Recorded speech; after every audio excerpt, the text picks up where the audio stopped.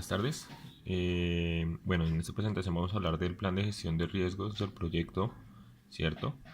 Eh, bueno, como todos sabemos, para este proyecto se establecieron dos restricciones importantes o supuestos. La primera es la mala negociación en la compra del terreno y la segunda son las demoras en los trámites de la licencia de construcción. Con respecto a la primera, primero hacemos un análisis. ¿Podría ser falso este supuesto? En este caso no, porque sabemos que existen diferentes empresas en los sectores aledaños que están interesadas en adquirir predios. Entonces debemos nosotros ganarles la mano, como se dice, porque en el caso tal de demorar la negociación podemos incurrir en mayores costos de adquisición. Puede ser tanto en área futura para el canje de áreas o mayor desembolso de dinero. Con respecto a la licencia de construcción, eh, ¿podría ser falso este supuesto? Sí, porque de acuerdo a lo comentado con el departamento de diseño, tenemos la posibilidad de sacar una licencia con unos estudios iniciales, ¿sí? Y si los tiempos del proyecto van como se está proyectado, en caso tal de requerir una modificación de licencia por unos futuros nuevos diseños, se puede hacer dentro de los plazos establecidos y no genera mayores sobrecostos. Entonces, con respecto, bueno, ya empezando la definición del proceso de la metodología a utilizar, utilizamos la metodología eh, que como fuente de información utilizamos el Pinbook sexta edición y tenemos diferentes procesos, ¿cierto? Que establece el Pinbook. El primero es la definición, la planificación, ¿sí? Que es donde vamos a definir las actividades que se realizarán para una correcta gestión del riesgo. Para esta definición vamos a utilizar herramientas tales como la reunión o los juicios de los expertos. Cada área tiene su especialización y recurriendo a ellos es que podemos concretar efectivamente las actividades a realizar. Este proceso lo vamos a hacer al inicio del proyecto y al inicio de cada una de las etapas importantes del mismo. Como segundo tenemos la identificación, que se refiere a anticipar aquellas situaciones que puedan perjudicar o asimismo favorecer el proyecto, ¿cierto? Las herramientas serán fundamentalmente las mismas, sin embargo vamos a incluir el análisis FODA, que es muy importante en lo que tiene que ver con la identificación de amenazas y fortalezas u oportunidades. Eh, para esto vamos a utilizar diversas fuentes de información, como lo son las lecciones aprendidas, los factores ambientales de la empresa y el plan de gestión de requisitos de la misma. Eh, Esta identificación se realizará durante todo el proyecto. Eh, Tenemos también el análisis cualitativo y cuantitativo. Uno consiste en evaluar la probabilidad de ocurrencia de impacto de los riesgos con el fin de clasificar su prioridad y el otro es analizar numéricamente el efecto de tales riesgos. En este caso vamos a irnos porque ya tenemos avanzado el proyecto, ¿cierto? Y no hemos hecho énfasis en análisis cuantitativo. El análisis cualitativo se va a hacer al inicio del proyecto y al inicio de cada etapa del mismo de igual manera. Las otras tres procesos son la planificación de las respuestas, que es donde se desarrollarán estrategias de respuesta y mitigación de riesgo, de igual manera al inicio y del proyecto y de cada etapa. La implementación de los planes de respuesta y el monitoreo de de esos planes de respuesta, ¿cierto? Aquí evidenciamos las herramientas y la periodicidad. Esta implementación y monitoreo se realizará durante todo el ciclo de vida del proyecto. Aquí tenemos una identificación de roles y responsabilidades para cada uno de los 7 procesos, donde encontramos que el gerente va a estar encargado de coordinar cada uno de los 7 procesos y llegar a acuerdos con los socios de este proyecto para utilizar las herramientas necesarias y establecer una hoja de ruta que permita mitigar y establecer amenazas del proyecto, maximizando las oportunidades del mismo. Entonces, si tienen alguna observación, me la pueden hacer al final de la presentación para consolidar las observaciones en un solo momento. Aquí definimos las categorías de riesgos que se usarán. La empresa no cuenta, ¿sí? O la organización no cuenta con un sistema para identificar tales categorías, por lo tanto vamos a utilizar uno genérico, ¿cierto? Y en esta estructura del desglose de riesgos encontramos diferentes fuentes de riesgo, y esas fuentes, que pueden ser técnicas, gestión, comercial y externo, tienen también diferentes clasificaciones que más adelante las utilizaremos en el registro de riesgos. Aquí tenemos los estados que se usarán para los riesgos, entonces ustedes deben estar familiarizados. Son propuesto, rechazado, activo, eliminado, cerrado, y también identificaremos si es un beneficio o un problema. Evidentemente cada uno de estos estados se usará para los riesgos dependiendo de cómo haya sido el tratamiento de los mismos. Aquí identificamos la actitud y tolerancia de los interesados hacia el riesgo. En este caso, los interesados son ustedes, los socios, ¿sí? Tenemos 4 objetivos fundamentales, que son en alcance, en tiempo, en costo y en calidad. Sabemos que en alcance se están dispuestos a aceptar cambios siempre y cuando estos vayan enfocados a la maximización de utilidades. Se tiene flexibilidad con el tiempo, como en cualquier proyecto de construcción que requiera alcanzar un punto de equilibrio. Sin embargo, se va a tener mucho cuidado de que este tiempo no sobrepase las estimaciones iniciales, porque se correría el riesgo de cancelación del proyecto por falta de recursos.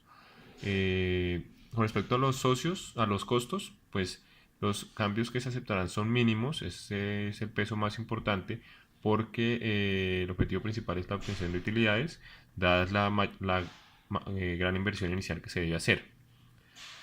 Aquí tenemos una definición cualitativa del impacto y la probabilidad. La probabilidad está definida en alta, media o baja, dependiendo si el evento ya ha ocurrido antes en proyectos similares. Eso sería probabilidad alta. Si el evento podría llegar a ocurrir de acuerdo a los históricos, eso sería media. Y si es infrecuente que el evento ocurra, le damos una calificación de 1 y la probabilidad es baja.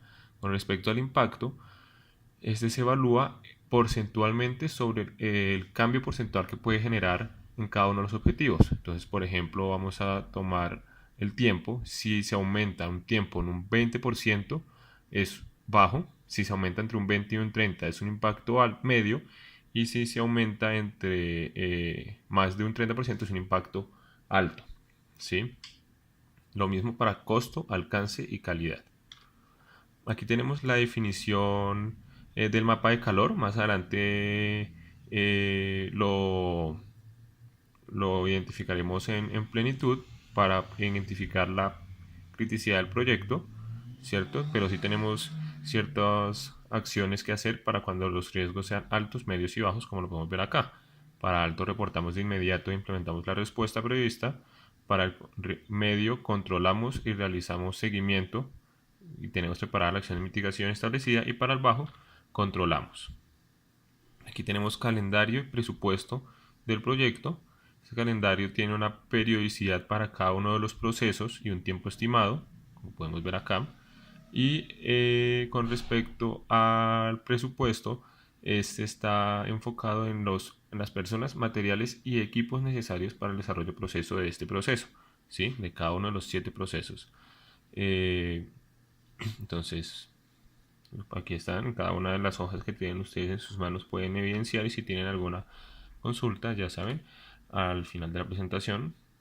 Aquí tenemos el registro de riesgos, y aquí encontramos, identificamos mediante diferentes herramientas como el juicio de expertos, la lista de verificación y la revisión histórica, riesgos de desfinanciamiento, que pueden ser provocados por cuando los socios no logran mantener un flujo de caja estable y los recursos necesarios para el proyecto pueden disminuir significativamente.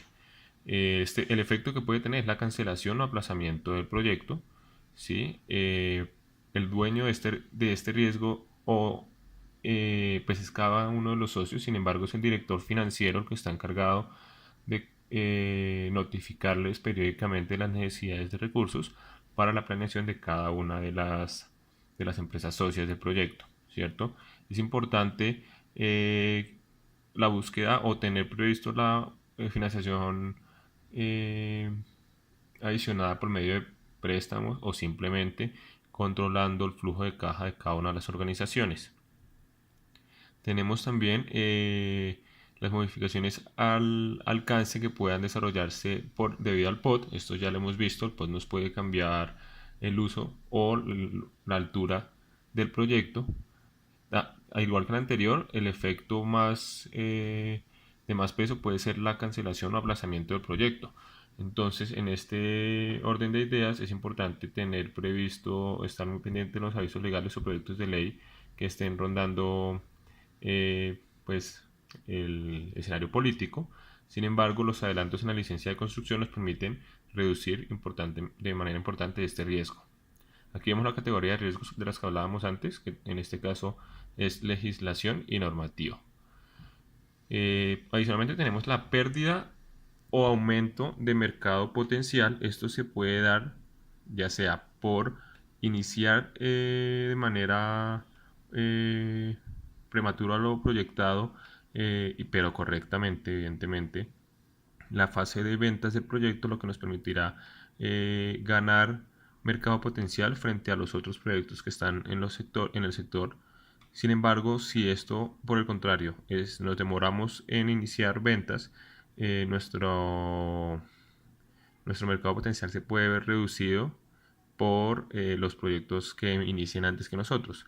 Importante para esta, como la respuesta es salir a ventas con los diseños iniciales, ¿cierto? Siempre y cuando cuidemos muy bien que estos diseños no van a tener modificaciones significativas que puedan generar riesgos secundarios que los veremos más adelante, ¿sí?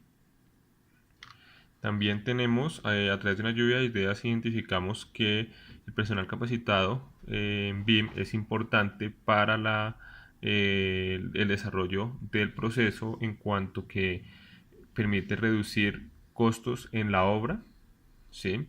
Y nos permite mejorar los activos de la organización. Entonces vamos a buscar y preparar el personal especializado porque los impactos pueden ser, además de muy altos, es una oportunidad que podemos aprovechar sin incurrir en tantos costos. Tenemos que la mala gestión del proyecto o la positiva o excelente gestión del proyecto nos puede permitir alcanzar el punto de equilibrio antes o después de lo esperado. Aquí tenemos una oportunidad y una amenaza dependiendo de cómo se maneje la etapa de ventas del proyecto. En este caso el encargado es el director de ventas y aquí podemos ver que el resultado será la obtención de utilidades antes de lo previsto o la desestabilización del proyecto en caso tal de que el punto de equilibrio se demore en ser alcanzado. Además tenemos que una mala gestión de ventas podría incurrir mayores costos de ventas y eso disminuiría la utilidad. Lo mismo pasa con altos costos en el diseño. Al no escoger subcontratistas de calidad puede generar futuros sobrecostos en la obra. Por lo tanto, aunque busquemos optimizar las utilidades, es importante ser cuidadosos con la escogencia de los subcontratistas. Para esto vamos a planear consensudamente cada una de las adquisiciones de estas etapas al inicio de las mismas. Aquí tenemos como resultado del análisis cualitativo de riesgos la criticidad del proyecto, ¿sí? En donde tanto las amenazas como las oportunidades se ven ponderadas de acuerdo a su probabilidad y a su impacto. Adicionalmente tenemos las reservas de contingencia. Las reservas de contingencia corresponden a ese tiempo y ese presupuesto adicional que debemos tener presente para conseguir el proyecto dentro de una probabilidad estimada. Es decir, algo aquí lo que vamos a hacer es que para proyectar la consecución de los objetivos con un 95% de certeza, necesitamos aumentar en cierto porcentaje tanto el dinero presupuestado como los tiempos establecidos, ¿sí? Lo que nos va a generar cambios en los proyectos y cronogramas alcanzados inicialmente, ¿sí? Eh, al finalizar la sesión podemos hablar si tienen dudas sobre el presupuesto. Sin embargo, el tiempo, como tenemos la flexibilidad de que el punto de equilibrio es un factor que puede, es decir, puede cambiarnos en unos 6 meses, en 5 meses, dependiendo de cómo manejemos nosotros y de las circunstancias de mercado que estarían fuera de nuestro alcance. Aquí tenemos el plan de respuesta para los riesgos identificados. ¿De acuerdo? Entonces, aquí podemos establecer 3 estrategias. Puede ser una respuesta, una contingencia o una recuperación, dependiendo de cada riesgo. Tenemos las fechas límites y el presupuesto que debemos destinar para el mismo. Aquí volvemos para cada uno de los riesgos. Sin embargo, esa respuesta a los riesgos nos genera riesgos secundarios. Aquí identificamos 5 riesgos secundarios, sin embargo, todos con una probabilidad de impacto bajos. Entonces, muchos de ellos, con simplemente aceptar o transferir a una aseguradora, o por otro lado, dar incentivos a los trabajadores, se pueden ser mitigados o completamente rechazados. Entonces, más adelante podemos, si tienen alguna duda. Aquí llegamos a la criticidad definitiva del proyecto. Esta criticidad evidencia que las amenazas identificadas son manejables en todo lo que sea pertinente a la organización. Las amenazas por factores de mercado no pueden ser eliminadas en su totalidad. Sin embargo, las oportunidades brindan muy buenas proyecciones para el proyecto y por lo tanto deben ser impulsadas por esta organización.